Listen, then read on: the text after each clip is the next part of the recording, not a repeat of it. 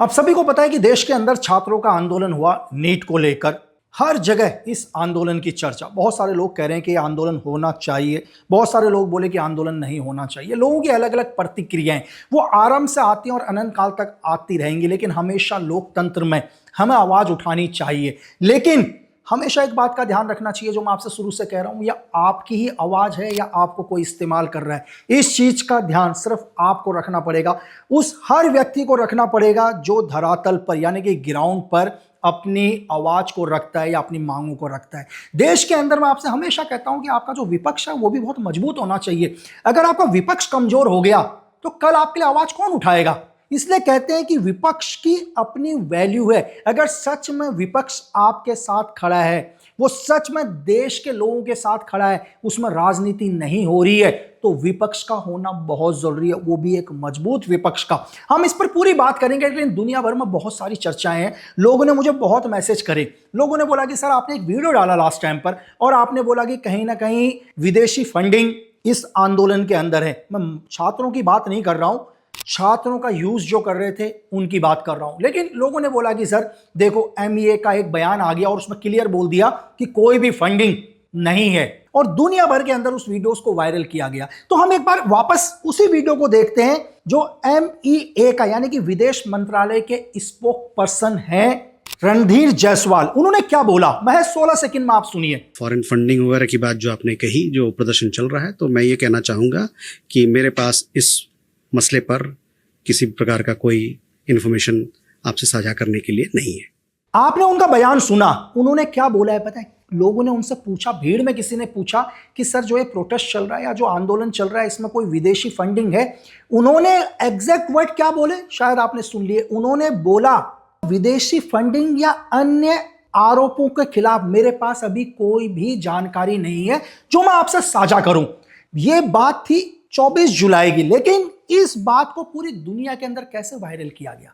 लोगों ने बोला कि देखो विदेश मंत्रालय का स्टेटमेंट आ गया कि कोई भी विदेशी फंडिंग नहीं है, आप कैसे बोल सकते हो कि विदेशी फंडिंग है? दुनिया भर में इस क्लिप को तो नहीं चलाया गया, लेकिन इस क्लिप के आधार पर दुनिया भर के लोगों ने बोलना शुरू कर दिया कि इस प्रोटेस्ट पर कोई भी विदेशी फंडिंग नहीं है। मैं ये नहीं कह रहा हूं कि फंडिंग है, दुनिया में अभी तक कोई नहीं कह रहा, लेकिन उनके स्टेटमेंट में क्या बोला कि मेरे पास अभी जानकारी नहीं है। तो आपको क्या लगता है कि 4 दिन पहले, 10 दिन पहले, 20 दिन पहले कोई भी एक आंदोलन शुरू होता है तो उसकी क्या सारे एविडेंस, सारी इंफॉर्मेशन आ जाती है? अगर इतनी ही जल्दी सारी इंफॉर्मेशन आ जाती तो दुनिया के अंदर कोई घटनाएं होती नहीं। मुझे लगता है कि विश्व में किसी भी देश के अंदर कोई भी हमला नहीं होता अगर इतनी ही जल्दी कोई इंफॉर्मेशन आ जाती। आज भी बहुत सारी ऐसी इंफॉर्मेशन है जो देश में कभी आती नहीं है। तो उन्होंने बोला, एक स्पोक्स पर्सन विदेश मंत्रालय के जायसवाल सर ने बोला कि मेरे पास अभी ऐसी कोई जानकारी नहीं है, मतलब ऐसी कोई जानकारी नहीं है जो मैं आपसे शेयर करूं। तो आप उसको किस तरह से प्रेजेंट करते हैं? मैं उन लोगों की बात नहीं कर रहा हूं, मैं उन लोगों की बात कर रहा हूं जो देश के अंदर एक तरह का प्रोपेगेंडा चलाते हैं। आपने देखा होगा कि अभी 2-3 दिन पहले हमारे दिल्ली पुलिस के डीसीपी सर का एक वीडियो को वायरल किया गया। मैं तत्काल प्रभाव से भारतीय पुलिस सेवा से अपना इस्तीफा सौंप रहा हूं। सरकार मुझसे ये उम्मीद कर रही थी कि मैं प्रेस के सामने आऊं और सड़कों पर अपने हक की मांग कर रहे छात्रों के बारे में सरासर झूठ बोलूं। मुझसे कहा गया कि मैं उन्हें अपराधी साबित करूं। मैं ऐसी किसी भी व्यवस्था का हिस्सा नहीं रह सकता जो मुझे सच बोलने से रोके और मासूम छात्रों को फंसाने के लिए मजबूर करे। ये छात्र कोई आतंकवादी नहीं है, ये हमारे देश का भविष्य है। मैंने पुलिस की नौकरी सच का साथ देने के लिए चुनी थी, झूठ बेचने के लिए नहीं। मैं सरकार के इस कृत्य का हिस्सा नहीं बन सकता।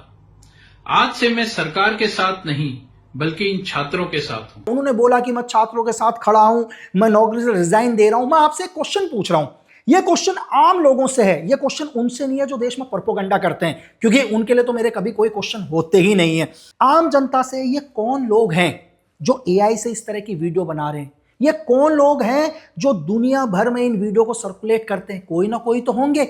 अगर ये सच में इस देश के साथ हैं, ये सच में लोगों का भला चाहते हैं, तो ये क्यों इस तरह की फेक इंफॉर्मेशन को पूरे देश में फैला रहे हैं? ये सवाल आप लोगों के लिए है। और मैं आपसे यह कहता हूं कि आज भी हिंदुस्तान के अंदर हर व्यक्ति, हर परिवार छात्रों के साथ है। क्यों नहीं होगा छात्रों के साथ? ऐसा कौन सा घर है यार जिस घर में बच्चे नहीं है?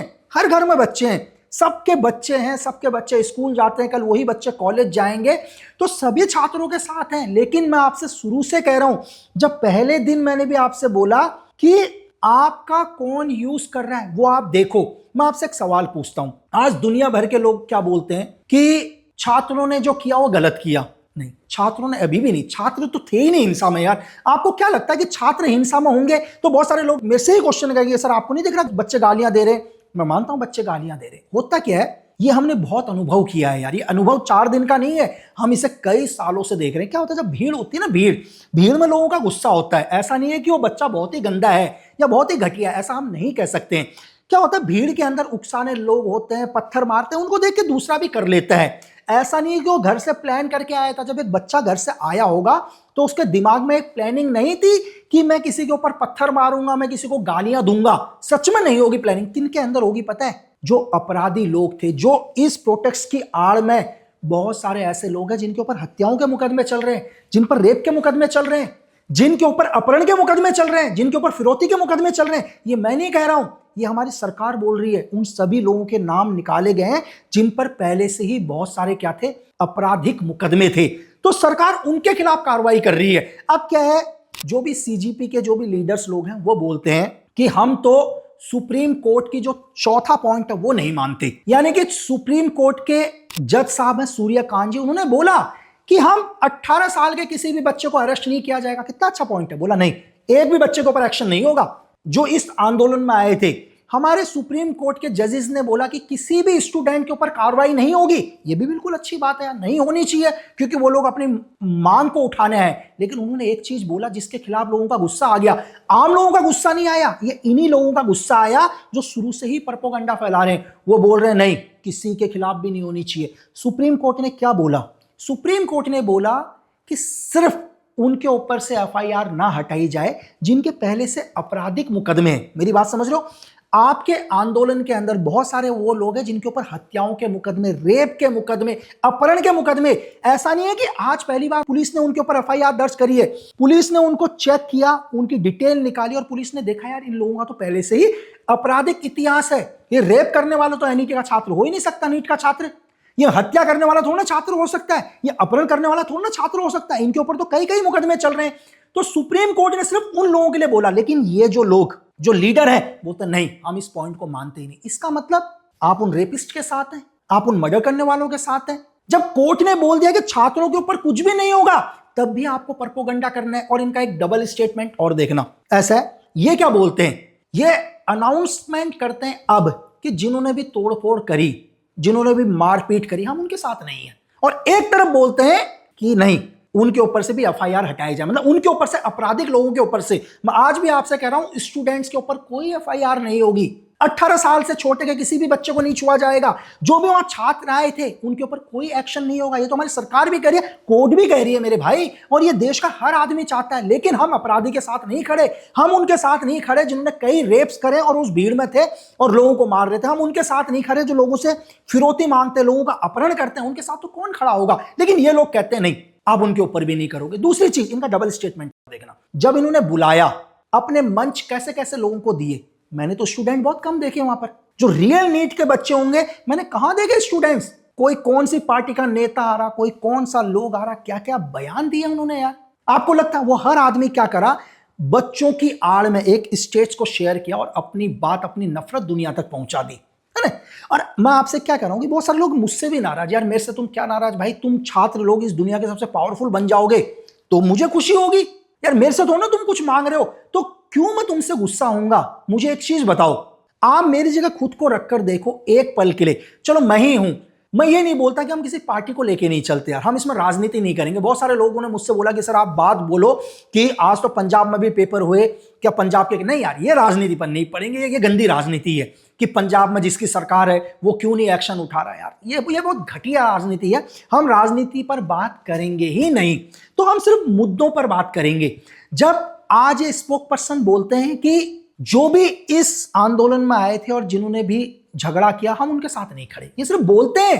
मतलब पीछे से उन्हीं के साथ खड़े हैं। आज मैं आपसे बोल रहा हूं कि ये तो अपने घरों में चले गए, मैं स्टार्टिंग 1 डे से बोल रहा था, लेकिन जिसके साथ हो रही है, जिन पुलिस वालों को, जो पुलिस वाले आज किन्हीं बच्चों को घर से लेके जा रहे हैं, पूछताछ कर रहे हैं, ये उनके साथ नहीं खड़े, ये सिर्फ वीडियो के ऊपर है। और सबसे बड़ी बात मुझे इस प्रोटेस्ट पर पता है क्या लगा, जब भी कोई मीडिया वाला आया, यार मीडिया वाला मेरा कोई रिश्तेदार नहीं है ना, मेरे पूरे खानदान में कोई मीडिया में जॉब नहीं करता, ठीक है, लेकिन क्या है, मीडिया से सभी नाराज है। मुझसे ज्यादा कौन मीडिया को गाली देता होगा यार? आप मेरे सारे स्टेटमेंट उठाकर देखो। आप एक काम करना, जो भी आदमी ये देख रहा हो, इस वीडियो को देख रहा हूं, मेरे पूरे इंस्टा पर देखना, मैंने जितना मीडिया से गुस्सा हुआ हूंगा उतना तो कोई नहीं गुस्सा होता मीडिया से। मैं तो डायरेक्ट नेशनल मीडिया के अगेंस्ट बात करता हूं। लेकिन क्या है, नेशनल मीडिया का जब एक रिपोर्टर, वो आपके और मेरे जैसा एक नौकर है, बहुत मिडिल क्लास फैमिली से है यार, वो एसी कमरों में बैठकर 10-10 हजार का मेकअप लगा के न्यूज नहीं दे रहा है।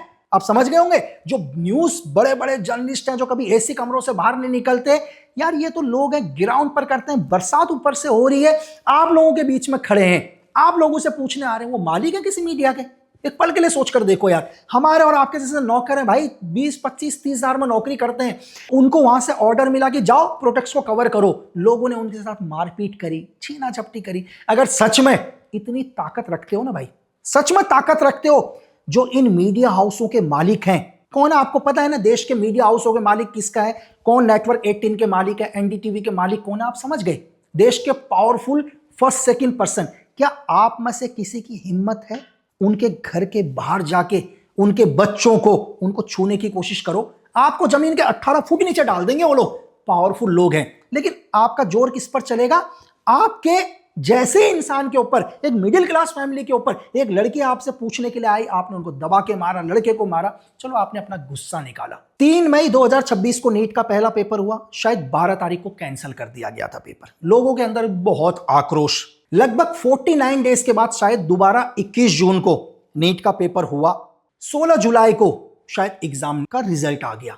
मतलब सरकार ने एक काम किया, लेकिन इसके बीच में जो भी छात्रों के साथ हुआ, बहुत सारे इनोसेंट छात्र मारे गए, उनके परिवार का सिर्फ हम लोग दुख बोल सकते हैं, महसूस सिर्फ उन्हीं के परिवार के लोग कर सकते हैं। हम तो उनका दर्द कभी बता भी नहीं सकते कि उन्हें किस हद तक आहत पहुंची होगी। तो उसका भरपाई ना दुनिया की कोई सरकार कर पाएगी, ना आप कर पाओगे, ना मैं कर पाऊंगा। तो हम हमेशा उनके साथ हैं और उनके साथ होना चाहिए। और हम भविष्य में ये विनती करेंगे सरकार से कि किसी भी बच्चे के साथ ऐसा ना हो। लेकिन क्या है कि मैं आपसे ये कह रहा हूं कि आप हमेशा आवाज उठाओ यार, लेकिन आप किसी का यूज मत हो। आपको पता है कि हमारे सीबीएसई के अंदर, एनसीईआरटी के अंदर कितने बदलाव करे गए? 2022 में एक बदलाव किया गया, बोला कि नहीं, जितने भी मुगल्स के बारे में चैप्टर्स हैं उनको हटाया जाए। शायद 2025 में भी ये बोला गया, जो भी 7वीं क्लास के बच्चे जिनको पढ़ते हैं उनको भी चैप्टर से हटाया जाए। तो लोग कर रहे हैं ना, क्योंकि हमारे हीरो शिवाजी जी हमारे हीरो हैं, संभाजी हमारे हीरो हैं, उनके बारे में बताया जाए दुनिया को। ऐसा नहीं कि बाबर ही हमारा हीरो था, अकबर ही महान था। तो चेंज हो रहा है, लेकिन क्या है, कुछ लोगों को ये चीज पसंद नहीं। और बहुत सारे लोग कहते हैं कि लक्की जी आपने तो स्टार्टिंग वाले पॉइंट में कि फंडिंग थी नहीं। भाई मैंने तो अभी बोला ही नहीं ना फंडिंग थी, मैंने तो सिर्फ एक रील बनाई, उस रील में सवाल पूछे कि मेरे हाथ में क्या लगा है, एक टूल लगा है, यानी कि एक एक्शन प्लान लगा है। तो बहुत सारे इंटेलिजेंट लोग क्या बोलते हैं पता है? बोला भाई वर्ड फाइल में सीक्रेट फाइल। अबे भाई दुनिया की कौन सी चीज में लिखी होगी?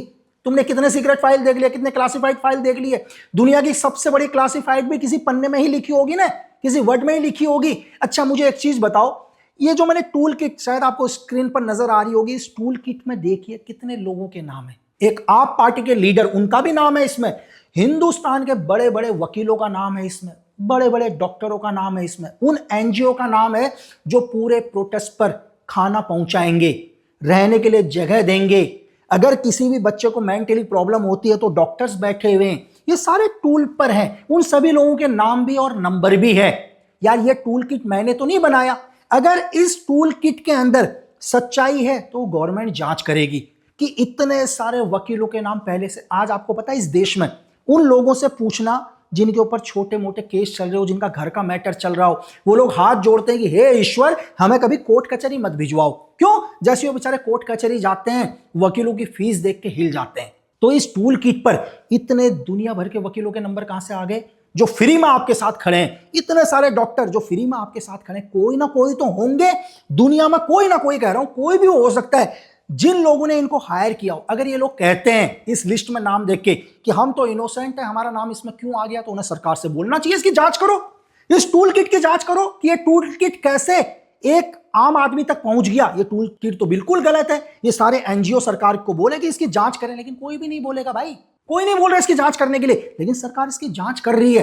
तो ऐसा नहीं है कि अभी से पता चल जाएगा कि फंडिंग कहां से आई है। आप एक पल के लिए सोच कर देखो यार, आज हम अपने घरों में शादी करते हैं, कुछ भी फंक्शन करते हैं, हम 200 लोगों को खाना खिलाते हैं, हमारी हालत खराब हो जाती है यार। बहुत सारे लोग बोल रहे हैं कि दिल्ली जंतर मंतर के अंदर 5 से 10 हजार लोगों को लगातार खाना खिलाया जा रहा था। तो कोई तो होगा उसका बिल पेड करने वाला। यार मैं नहीं हूं, आप भी नहीं है, कोई ना कोई तो होगा जो इंसान उसका बिल पेड कर रहा था। कोई ना कोई तो होगा जिन्होंने इन वकील साहब लोगों को पैसा दिया। कोई तो कोई होगा जिसने एनजीओ को पैसा दिया। लेकिन वो लोग कौन है, वो क्या चाहते हैं?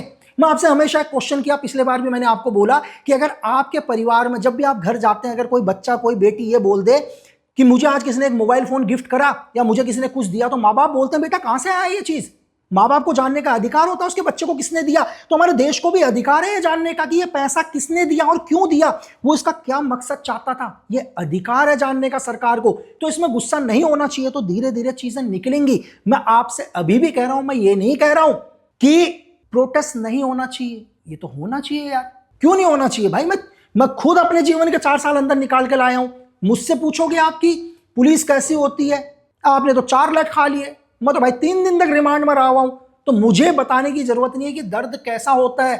मैंने तो 4 साल के अंदर कोर्ट कचहरी भुगते हैं। मेरे से पूछो जीवन में मेरा कितना पैसा चला गया, तो वो सारे दर्द मुझे पता है। लेकिन मैं ये चाहता हूं कि प्लीज इस देश के छात्र यूज मत हो, आप इस्तेमाल होंगे। एक छोटी सी कहावत है, बंदूक देखिए बंदूक और बंदूक की गोली देखिए। तो देसी भाषा में एक बात बताता हूं, गोली बनने की कोशिश मत करना, एक ही बार यूज होती है। एक बारी गोली चल गई, यूज एंड थ्रो, फिर काम नहीं आती। तो प्लीज उस गोली की तरह यूज मत हो। आप हिंदुस्तान का भविष्य हैं, सोचने की कोशिश करो कि क्या सही है और क्या गलत है। एक चीज और, बहुत सारे लोग हैं, इसको फिर हम खत्म करेंगे जाते जाते। लोग ये कह रहे हैं कि पुलिस ने लाठीचार्ज क्यों करी। मैं आपसे क्वेश्चन कर रहा हूं, क्या हुआ? आप सबको पता है 20 तारीख को बच्चे जंतर मंतर के अंदर थे। शायद ही कोई ऐसा बच्चा होगा जिसको जंतर मंतर के अंदर लाठी पड़ी होगी, शायद नहीं पड़ी होगी। लेकिन जब आप जंतर मंतर से निकले, छात्र लोग गुस्से में थे, उन्होंने पहला बैरिकेड्स तोड़ा। मतलब जो भी दिल्ली पुलिस ने एक बैरिकेड्स लगाया, पुलिस ने और साइन किया, सेकंड बैरिकेड्स भी तोड़ा। जब बच्चों ने तीसरा तोड़ा, उन्होंने लाठी चार्ज करी, क्योंकि उनको पता था कि इन बच्चों को कुछ नहीं पता। इनमें से कुछ एक बच्चे हो सकते हो तो दीवार कूद के संसद भवन के अंदर घुसने की कोशिश करेंगे। आपको पता है संसद भवन के अंदर पुलिस वाले हैं या पैरामिलिट्री फोर्सेस है, उनके हाथ में डंडा है ही नहीं, उनके हाथ में सिर्फ गन है। वो ऑर्डर्स हैं, ऐसा नहीं है कि वो सिर्फ आपके लिए हैं। कल लक्की बिस्ट या कोई और या देश का कोई भी व्यक्ति संसद भवन में कूदने की कोशिश करेगा तो मुझे भी गोली मार दी जाएगी। मेरी बात समझ रहे हैं? तो पुलिस ने वो एक्शन इसलिए लिया ताकि आप क्या करो, संसद भवन तक ना पहुंचो। आप उसको किस तरह से देखते हैं वो आपकी मर्जी। लेकिन मैं फिर भी आपसे आखिरी में यही कहूंगा कि प्लीज आप कभी भी इस्तेमाल मत हो। और बहुत सारे दुनिया भर के वीडियोस, यार मैं पहले कह रहा हूं, मिस इन्फॉर्मेशन दुनिया में बहुत खतरनाक है। साइकोलॉजिकल वॉर जो होती है दुनिया में, इससे खतरनाक होता ही नहीं है। पता है क्या होता है? इतनी सारी इन्फॉर्मेशन आपके पास आ जाएंगे, आपको पता ही नहीं चलेगा। मुझे ही भेज रहे हैं व्हाट्सएप में, मेरे खास दोस्त भेज रहे हैं, बोले देखो एक आईपीएस ने जॉब ही छोड़ दी। यार मुझे हंसी आ रही है उनके ऊपर यार, क्योंकि उनको पता ही नहीं है कि ये एआई से बनी हुई है या नहीं। तो सोचो कि जब मेरे दोस्त भी भ्रमित हो सकते हैं, तो आम आदमी का भ्रमित होना कोई बड़ी बात नहीं है। दुनिया भर के लोग, पाकिस्तान से बहुत सारे वीडियोस बन रहे हैं, आर्मी वाले कपड़े पहन लिए, बोला देश के छात्र। हमारी जांच में यह भी सामने आया कि पाकिस्तान से चलाए जा रहे कुछ social media accounts fake content फैला रहे हैं। AI generated content, deepfake video, edited तस्वीरें और प्रदर्शन से जुड़ी अन्य झूठी सामग्री फैलाने के कारण ब्लॉक किया गया है। अरे उस पाकिस्तान से पूछो, कल में आजाद कश्मीर जिसको वो बोलते हैं, पीओके के अंदर 85 लोगों को गोली मार दी यार। पिछले 2 जून से पाकिस्तान के अंदर पूरा का पूरा इंटरनेट बंद है। कितने लोगों की लाशें उनके घर वालों को नहीं मिल रही, वो वहां के लिए नहीं उठा रहे, बोल रहे हम हिंदुस्तान के छात्रों के साथ खड़े। आप ब्रिटेन के अंदर जाकर देखो कि एक लड़की आ गई कि हिंदुस्तान के बच्चों के ऊपर हमें प्राउड है। बिल्कुल, अरे वाह, आपको प्राउड है? मतलब आपके देश के अंदर विजय माल्या, ललित मोदी, नीरव मोदी को पाल के दामाद बनाकर बैठे हो आप लोग। मतलब जो भी इस देश से घोटाला करे वो आपके देश में बैठ जाए। 34 साल से आप कुछ एक टेररिस्ट, परमजीत सिंह, इन सब लोगों को आपने अपने देश में बैठा रखा है। आप वो नहीं बोलोगे, मतलब आपको भड़काना है कि हमें प्राउड है। इस प्राउड के जरिए थोड़ा सा तेज आवाज में ये भी बोल दो कि 2016 से 2026 तक आपके देश में 6 प्रधानमंत्री चेंज हो चुके हैं, 7वां है। आपका कोई भी पीएम 5 साल तक अपनी कुर्सी में नहीं बैठ पाया, 49 डेज में भी आपके पीएम ने कुर्सी छोड़ दी। इसको भी बहुत प्राउड से बोलो, क्योंकि आपके जो प्राइम मिनिस्टर है ना, हर बार एक एजेंडे के लिए बनते हैं। आप इतिहास उठाकर देख लो, जो भी ये बच्चे देख रहे हैं, देखना जब भी इनके कोई पीएम बनते हैं, कोई ना कोई ऑपरेशन होता है दुनिया में, कोई ना कुछ होता है, कभी कोविड होता है पीएम हट जाते हैं, कभी यूक्रेन के ऊपर हमला होता है फिर वो पीएम चेंज हो जाते हैं, कभी ईरान अमेरिका का हमला होता है फिर पीएम चेंज हो जाते हैं, क्योंकि हमें पता है कि आपके रॉयल फैमिली आपको कैसे कंट्रोल कर रही है। तो प्लीज इस देश के अंदर प्रोपेगेंडा फैलाने की कोशिश मत करो। ये हमारा देश है, हमारा परिवार है, हमारे परिवार की बात है, हम बैठ के सही कर लेंगे। तो मैं हर दोस्त से यही कहना चाहूंगा, हर हिंदुस्तानी से, प्लीज आप इस देश का भविष्य हो। मैं, पूरा देश, मेरा परिवार, हम सब एक हैं और आपके साथ खड़े हैं। बस प्लीज हमेशा हमारा देश, हमारे तिरंगे, इसकी रिस्पेक्ट, क्योंकि इसके लिए क्या है, लाखों लोगों ने बलिदान दिया है। हम रहें ना रहें, कल भी ये देश रहेगा। शायद 20 साल 25 साल के बाद ये सब कुछ ऐसा ही रहेगा, लेकिन आप और हम में से कोई नहीं होंगे। तो जब तक हम हैं, हमें हमारे संविधान के साथ खड़ा रहना चाहिए, हमें अपने देश के साथ खड़ा रहना चाहिए, झूठी प्रोपेगेंडाओं में नहीं आना चाहिए। और प्लीज ये नफरत निकालो यार, ये धर्म की राजनीति से बाहर निकलो, ये जातिवाद की राजनीति से बाहर निकलो। क्योंकि मैं आपसे एक चीज पूछ रहा हूं, आप सोच कर देखना, आपने भारतीय सेना देखी है? भारतीय सेना में आपको हर धर्म के लोग मिलेंगे, ऐसा कोई धर्म नहीं होगा जिस धर्म के लोग मिलेंगे। हमें तो पता ही नहीं होता कि धर्म भी होता है, ये तो बाहर आने के बाद पता चलता है। तू हिंदू, मुस्लिम, सिख, ईसाई, एक ही ऑपरेशन में हम लोग जाते हैं, उसी ऑपरेशन में सिख भाई भी होता है, मुस्लिम भाई भी होता है, ईसाई भी होता है, सब होता है, लेकिन पता है उनमें कितना प्यार होता है। जिंदा तो बहुत दूर की बात, वो अपने साथी की डेड बॉडी भी दुश्मन के हाथों नहीं लगने देते, चाहे खुद के शरीर पर 100 गोलियां खा ले। ये इतिहास है हमारे देश के फौज का। तो हमें उन लोगों से सीखना चाहिए यार। मैं मानता हूं कि आपके अंदर गुस्सा था, तो प्लीज हम नफरत की राजनीति नहीं करेंगे। जिस भी बच्चे से जो गलती हुई है उसको आपको ट्रोल करने की जरूरत नहीं है। अगर आप उसे ट्रोल करोगे तो फिर आप में और उस बच्चे में कोई फर्क नहीं रह गया। तो दुनिया के अंदर सबसे बड़ी चीज पता है क्या? माफी। जाते समय एक छोटा सा सेंटेंस बताता हूं आपको। भगवान कृष्ण से अर्जुन पूछते हैं कि हे माधव, तुम ये बताओ कि तुम संसार में सबसे ज्यादा प्यार किससे करते हो? तो भगवान कृष्ण का उत्तर पता है क्या होता है? बोलता है कि मैं इस संसार में सबसे अधिक प्रेम उस व्यक्ति से करता हूं जो व्यक्ति चाहे एक पल में अपने दुश्मन का सर्वनाश कर दे, अपने दुश्मन को खत्म कर दे, लेकिन उसके बावजूद भी उसे माफ कर देता है। मैं उससे प्यार करता हूं। तो माफ करना सीखो और हमेशा देश के हित में बात करो, क्योंकि देश प्रेम से बड़ा कोई धर्म नहीं।